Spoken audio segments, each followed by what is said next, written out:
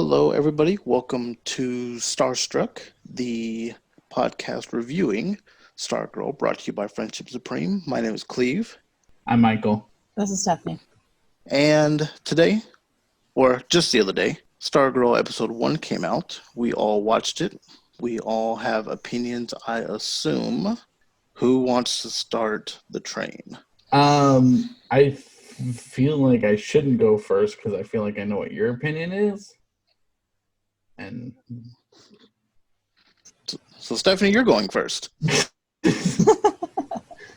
I'm interested because I don't know a lot about her, but whatever I know, you have to know less about this character. So I know nothing about Stargirl. Everything I learned about Stargirl happened in this episode. Right. So, and also a female's perspective too, because some of these shows are just directed towards the female audience, and they are. I will say the CW show Supergirl. Mm-hmm. It's like Gilmore Girls with superpowers, in my opinion. Other people obviously feel differently, but I would be curious what you thought. Some of us didn't like Captain Marvel. We know, Cleve, don't worry. Captain It's Marvel hard was because fine. it's a pilot episode, so it has to set up some sort of story. So nothing really exciting happens. So much story. And I don't know. It wasn't super exciting. Well, things happened. That's true. Things didn't happen.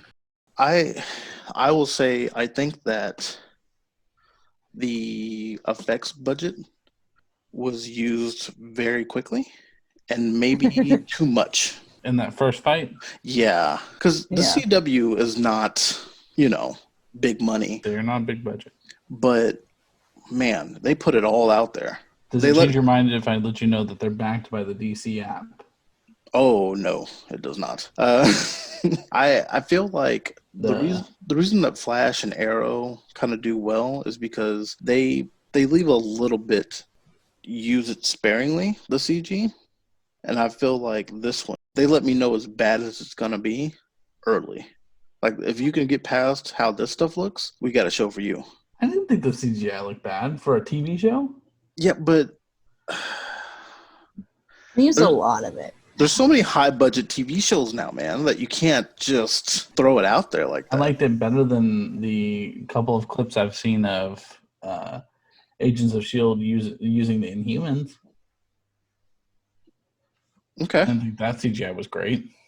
No, but, I mean, you're looking at some of these shows that are as high-end budget as possible. Yeah. That it just... I guess if I'm not comparing it to other things, it was fine. But it was just really out there. I don't know if you're familiar with this, but Stargirl has been on the screen before on TV shows. So she was in Smallville, which I'm not familiar with. I have not seen Smallville. So Actress. No. Oh. Stargirl, the character. Oh, okay. Gotcha. In the JSA. So JSA appeared in Smallville. I think it was the last season. And then Legends of Tomorrow, and Stargirl was in both of those. So I would tell you that this was better graphics than Legends of Tomorrow. So yeah, Legends of Tomorrow, which has gotten better. Push the envelope too. But sorry, we'll go back to what Stephanie's feeling on it. She said that it was a show. It was a show. It was okay. Are you excited about the fact that you're going to have to continue to watch this show now, Stephanie? I'm looking forward to learning about the character because I know nothing about Stargirl. I think it's a weird coincidence that Strafey, also dub name, comic book accurate, I'll say. That at least they did that. I mean, you can only use your source material, Yeah, just the whole dad coincidence thing. Which, funny enough, is that how it happens? Is that how it happens in the comic book? Won't want to spoil anything, but it takes a different path to kind of get to where it's going. I will say I thought I didn't see it coming, oddly, and I typically look pretty quick about that, but I might have just been an autopilot in my brain. Which part?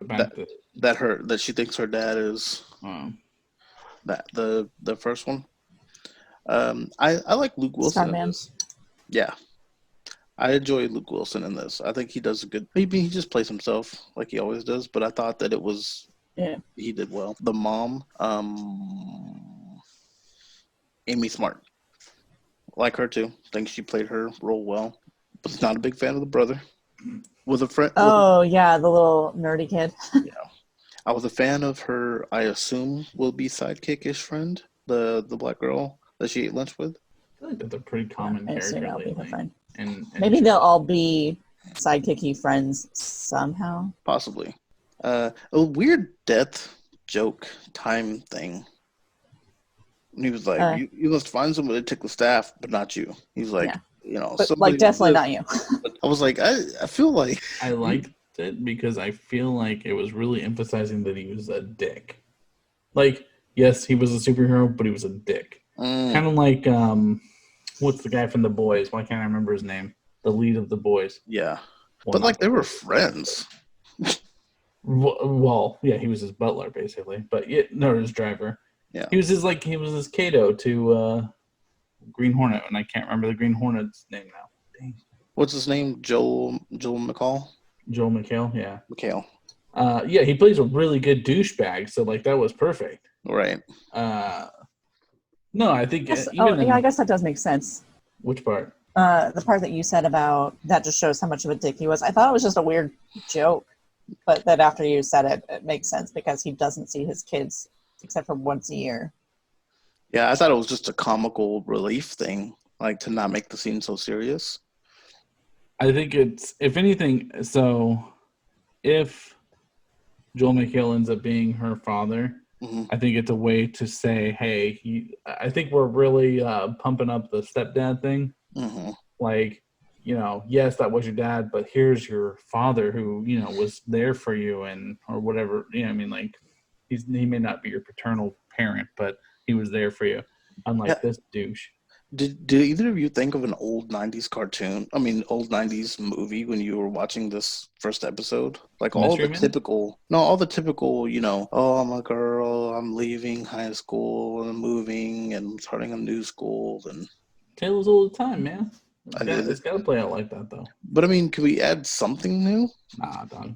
And She's then, got a staff of magic powers that's alive. yeah, that's just an add-on. It's new. And she's angry that she's in a new house and can't make friends, and her brother is super good at making friends for no reason. And he's a little dweeb nerd who melts marshmallows and Microwave. Did he break the microwave? Why did Luke Wilson's character bring it downstairs? I saw that. I feel like I didn't like her as much. Maybe that'll grow, but I mean, she reminded me a lot of she was kind of bratty. Who? Hayden Panettiere from Heroes, the cheerleader. Yeah. That's what she reminded me of. Like that was almost identical character to me, except for she's not popular. And another thing that made me think old 90s movie is we have just the typical bullies. Like, Spider-Man, we changed the bully. He was kind of a preppy little nerd who picked on Peter Parker. These are like the jock Letterman jackets. And coincidentally, the son of Starman's an enemy. Like, it's just too many coincidences all in one episode. Of course, and they all live in Nebraska, Steph? All of them. Well, remember, he had a map that said to go to Blue Top, Nebraska. Did he have a map? Yeah, that's what the thing he unfolded out of his trunk was, a map, and it said that everything, for whatever reason, everything led to Blue Top or Blue whatever it was, Nebraska. And I think it's because Brainwave is there, and I think he has something special hiding in his thing. But my hope is that some of the JSA is still alive. Like, I know they showed a bunch of them dead. Mm-hmm. I believe Sandman was dead. Wildcat was dead. Not Dr. Fate, was Dr. Midnight was dead. There was an Hour Man? Yes, and his name is... A lot of them were just word mans. Yes. Well, so the JSA, presumably but Stephanie, JSA was the JLA before the JLA existed, so Justice League of America, you're familiar with at least for the most part. Yeah, I figured that's what it was. But the Justice Society of America was originally, and this is actually where, fun fact, is where the Green Lantern that you and I talked about the other day, Cleve, came from. The original Green Lantern was in the JSA. but they wanted to revamp it. So they had a guy come in that did the Justice Society and said, hey, we want you to come up with some new characters and go ahead and create a new one. And he said, okay. And baseball happened to be taking off. And because baseball was called leagues, he changed it to Justice League of America. But no, I mean, Dr. Fate was probably one of my favorite characters that I don't know much about because he just seems really cool. The little I do know about him. Yeah. He's a part of the JSA, and he wasn't there. But I don't. Hawkman was at one point in part of the JSA. Jason Garrick, which you see his helmet, so he's presumably dead as well. Jason or just Jay? Jay, sorry. Okay. Jay no, I was like, is his name Jason this whole time? Sorry. Yeah, I think they will, and I assume, because that's what all these CW shows do, is they will eventually blend into the Arrowverse with The Flash and Legends of Tomorrow and Black Lightning and so on. But I don't know what timeline they're in. Well, we had Crisis Infinite Earth, so they're all on the same timeline now. All in the same universe. Oh, what timeline are we? Yeah, right. Is this a year after Oliver Queen is gone? Is this... Yeah, and then you have to refer to any of those. And Stephanie, you've never seen any of the CW shows, right? I saw several seasons of Arrow. Okay. And then Legends of Tomorrow. I saw maybe first and second season. Yeah, that one was hard to Then I saw a few seasons of Flash. So you're actually pretty... Yeah, so you're good enough to know the material. Yeah. No, I think it'll be interesting considering, like I said, the JSA has already existed in the Arrowverse before. Granted, Legends of Tomorrow had to go to a different universe, I believe, for that, or a parallel universe, but I can't remember that story. Well, and in the Crisis, the last crossover that they had, they built a Justice League-ish team. So I'm wondering if maybe that will be instead of the Justice Society coming back, maybe that will go. Could be interesting. Also, just a bully's got to get what they get, but blowing up a car's too far. It's a little much. It's a little much. Well, she was doing it. Do you think that also, who just leaves? Did it. Who just leaves Starman's staff hanging out downstairs? Right. Well, it hasn't been active for forever, so. But he couldn't put it in the corner or something. It's the first box. You walk downstairs and you basically run into it. No, the first box was the box with restricted files in it that said JSA restricted access only. Maybe we hide that one too. You didn't open that one. I was like, you didn't open that one, and you weren't going to be like, oh, look, what was interesting or fun. So, I'm not familiar with Icicle. I am familiar with Brainwave.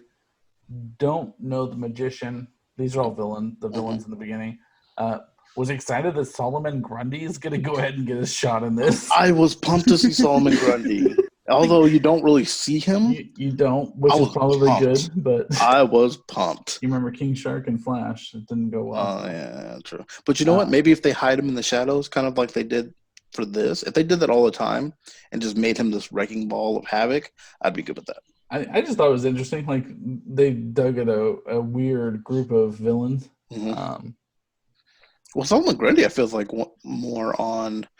He's not the most popular villain, but I feel like he's more on the popular side than the not popular side. And that, to me, would be due to the old cartoon that used to use him. Mm-hmm. And he's been around Batman here and there. We didn't have Dr. Psycho. The only people that are brave enough to put Dr. Psycho on their show is Harley Quinn's animated. He says the C word. So she's blackmailing him with his secret, but why would it make her mom like him less? To know that he used to fight crime back in the day. Maybe the whole keeping it a secret thing, but I think that outright you should just be like, hey, this is what's up. But in fairness, here's why I think he's worried about it, is because I do think that he moved to Nebraska for a specific reason. That could be. I think he's wanting to figure something out about brainwave. I think that he's following that map and he doesn't want them to know that he's going to get them in trouble. That's good intel. That's good. I didn't think about that. Two side thoughts that I have. One, do you think that they gave everyone refunds when the car blew up, or did they stop the film, or did they just keep watching the movie? Going, man. Yeah, they just kept going. The kids the kids that were getting bullied just sat back and started eating their popcorn, watching their movie. They were Goonies. Like the spot open up, the car come tow it, and then nobody else could pull in. And then when it happened, she pulled in her back pocket the bandana and tied it around her face. And I'm thinking, so do you just carry that green bandana with your other like red, white, and blue clothes, or in your back pocket? And then the villain saw her face. I'm wondering how that's going to turn out. That was the one. So I will tell you, I came out of this positively. I was actually really excited. I thought it was done well. It's CW. I don't expect the best graphics in the world, but I'm excited for it. I'm more excited than I was when I watched Supergirl. Fair. But I'm excited because I think it's a new character that we've not seen much about. Just like, Anyway, but yes, no, that was the one thing that happened, and I was like, well, shit. Like, where do we go from here? Right. It's always like, oh, the mystery of like the villain's never gonna find out who I am, and it's like, hey, I'm this lady. It could be. There's always an interesting scenario when it happens every once in a while. Top of my mind, Spider-Man and Green Goblin come to mind, where they know who each other are, and they just kind of have to maneuver around that. It's been done before, and it does add a layer, because what happens when the dad's at the school and they see each other, and they can't call each other out because then everyone will know each other's secrets. It's almost like they have to keep it to keep everything like Homecoming kind of secret. Did that. Yeah. Yeah, no, that makes sense. Like, they both know that each other's secret identities, so technically she knows he's a villain. So she could be like, hey, no, this guy. Right. Yeah, he's also just walking around without a mask too. So yeah. Cool. I like they're like, we didn't know he was a bad guy, and then he puts on his little green leather jacket and he's like, my outfit disguises me. I like to think of her weapon as the Thor's hammer meets Aladdin's carpet. Well, yeah, I thought of like because it has personality. The cape's name, but Doctor Strange's cape. The cloak of something. It does things. The cloak that does things. Yeah. Thank you. Okay, so Michael's in the positive. Stephanie, where are you at? I'm hoping these coincidences turn into like more of a better storyline. Like he purposely was looking for this family, and he left the thing out on purpose so that she would find it, and then he just accidentally fell in love with her mom. Sorry, it wasn't on purpose. You positive, yes. Negative, or in between? I'm positive. I hope. I want to watch more of it. When it ended, I was like, oh, okay. Well, on to next week. I'm skeptical. I'm in the middle. I think I'm a little bit more excited to know that Luke Wilson's going to kind of be teaming up with her. That adds a little element with what I assume is the car. Yeah, the car's cool. It'll be cool. And, I'm saying, is the car the suit? Is that what we're assuming? That's what it looked like to me. It looked like a different car, but yes. Okay. Yeah, no. I'm neutral to positive. I'm somewhere in there. This character apparently first hit comics in 1999, which is cool, and at the same time makes me think, well, it's kind of bullshit, because what if I came out with a character like that I really feel like should have had a shot and has not yet? Yeah.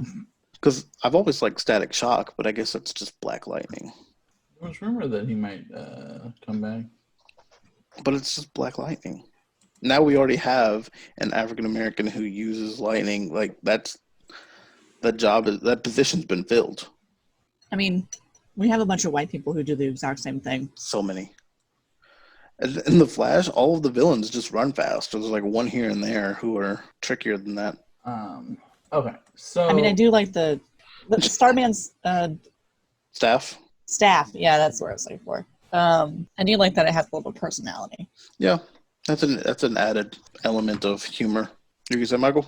No, I was going to say, so I did like that it ended off on the reveal, I guess, or cliffhanger for anybody that is not familiar with the comic book series. The robot suit, apparently Stripey, eventually grows up to an adult. Stripesy becomes an adult, becomes Stripe, Stripe, and is that car. Like he's a robot, basically. He goes in a robot suit. Yeah, like a mech. And I think it's like a mech. I think it's cool. The whole again, yes, it's her stepdad, but the whole father is going to get to be the mentor to a superhero kind of thing. Yeah. Like he gets to be her Alfred for lack of a better example. Yeah, he gets to see the generation before and after. Yeah, but that's it. That's the recap for episode 1 and our opinions. If you want to tell us your thoughts, we have a Facebook, we have an Instagram, we have a Twitter. They're all Friendship Supreme, except Twitter has no I's, no word friendship. All I's should be on the podcast on YouTube. You just search Friendship Supreme. We also have our Patreon, patreon.com/Friendship Supreme. Let us know your thoughts. I've been Cleve. I'm Michael. This is Stephanie. See you next time.